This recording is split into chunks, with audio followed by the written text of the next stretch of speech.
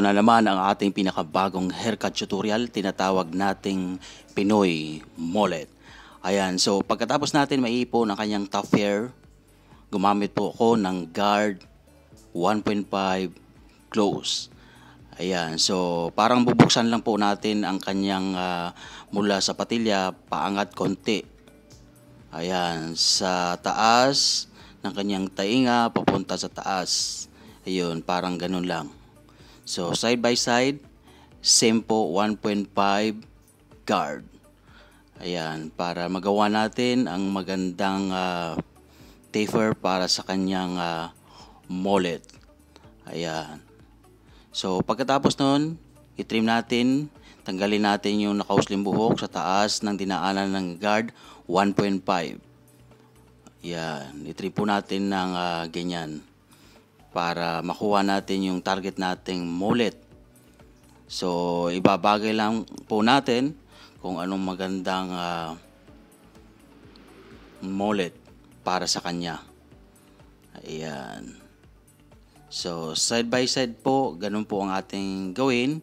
I-trim po natin, cleaver over comb. Ayan. So, tingnan nyo maigi kung paano ko ginagawa ang pagditrim na yan gamit ang ating cleaver. Naka-close po ang aking blade. So, sa pagditrim gamit ang cleaver mga katropa, depende po yun kung saan ang talas ng ating blade. Naka-open ba o naka-close. Ayan. So, ganun lang po mga katropa ang ating simple na paggawa sa mullet niya. So, next, guard number 1, close. Ayan. So, ang kanyang fade or taper fade ay medium lang po. Ayan. So, yung kanina 1.5 guard close para buksan po paangat ang kanyang yung nasa kanyang patilya. Paangat. Ayan. Tapos sinundan natin ng guard number 1 close. So, ngayon, i-fade natin gamit ang 0.5 guard close, tapos yung combination natin ng no guard, adjust the lever ng sagad sa gitna at pantay para sa magandang creation ng kanyang fade. So, medium fade lang po ang ating gawin. Ayan. So, tatlong guard po ang aking nagamit. Una, guard 1.5 close, tapos guard number 1 close, tapos ito na kasalukuyang 0.5 guard close. Yun po, yung ating nagamit na guard. So, ang panghuli, yung ating revolution or combination na no guard, adjust the lever ng sagad sa gitna at pantay. Tatlong beses po natin i-adjust yung lever para maka-create po tayo ng magandang fade. Ayan, so pantay-pantay lang po ang ating gawa. Ngayon, gumamit po ako ng Kimi Detailer para gawa na natin siya ng konting chef line sa kanyang side by side. Hindi po tagos yan mga katropa. Kumbaga side by side ng kanyang devil lang. Ayun, dahil para hindi po lumaki ang kanyang noo. Tapos curve patilya. Ayan. Tapos i-detail din natin yung kanyang fade para madali lang pukas kasi ng ating labaha. Dahil napanipis na ng ating Kimi Detailer. Yan, so merong konting outline sa kanyang taas ng kanyang tainga. So panoorin mga katropa ang aking ginagawa para kahit paano makakuha kayo ng idea sa gupit na ito na mullet. Ayan.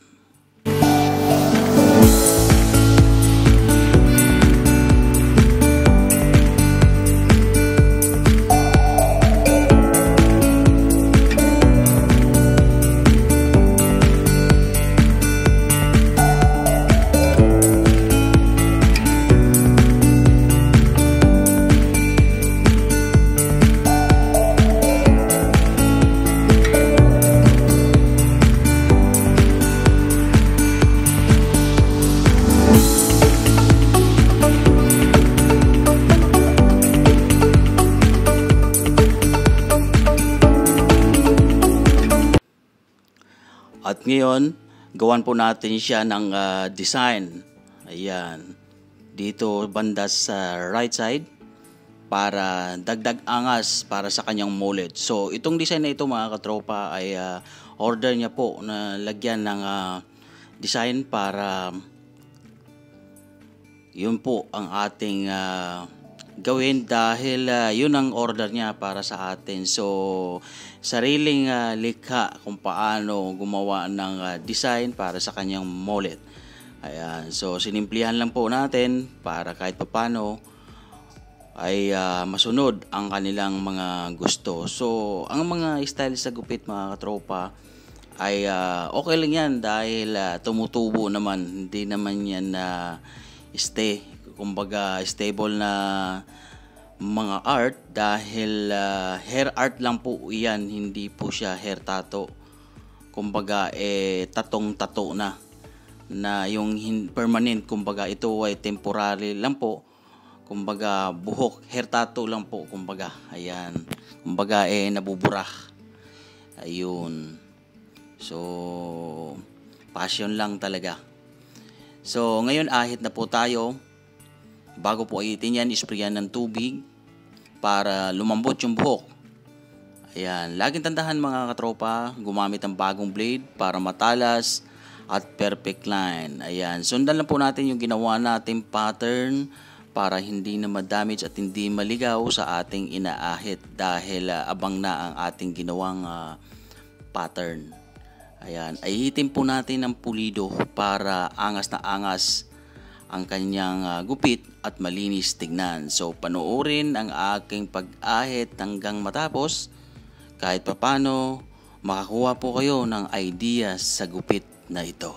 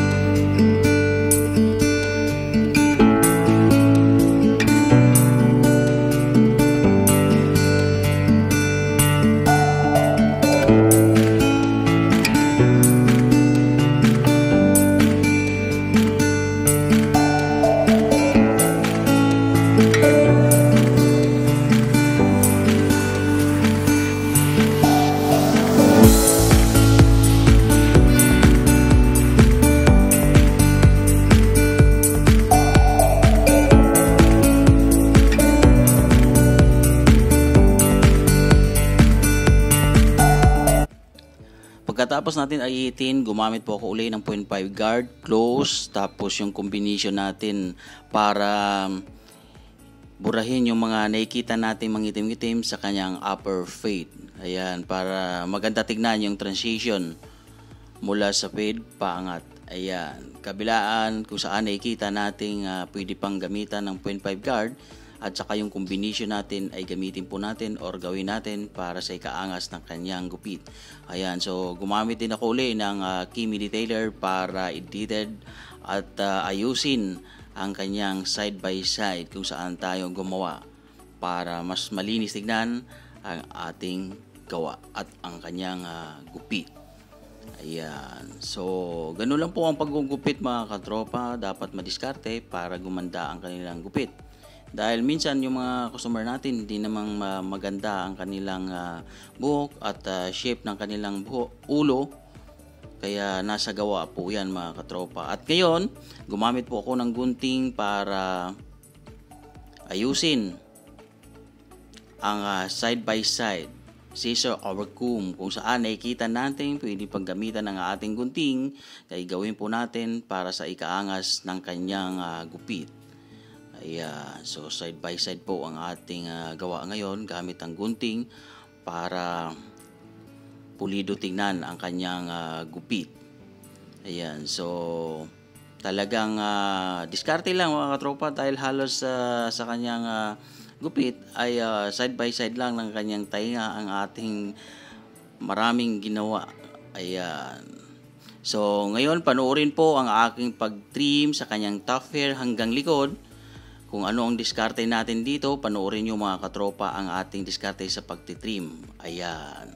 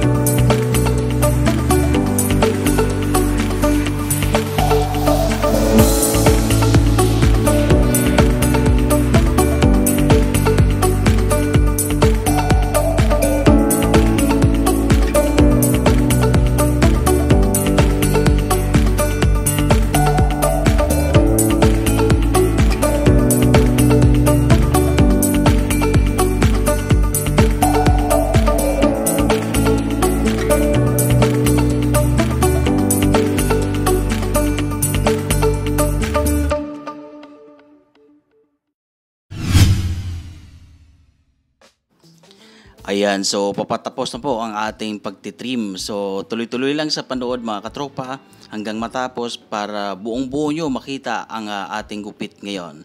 Ayan, so sana marami kayong natutunan sa haircut tutorial nating ito na tinatawag nating Pinoy mullet or mullet. Ayan, so bago ang lahat mga katropa, isang pitik para sa subscribe at isang pitik para sa notification bell para updated kayo sa mga bago kong upload. Ayan, so muli, ako po ay nag-iiwan sa inyo ng maraming salamat po mga katropa.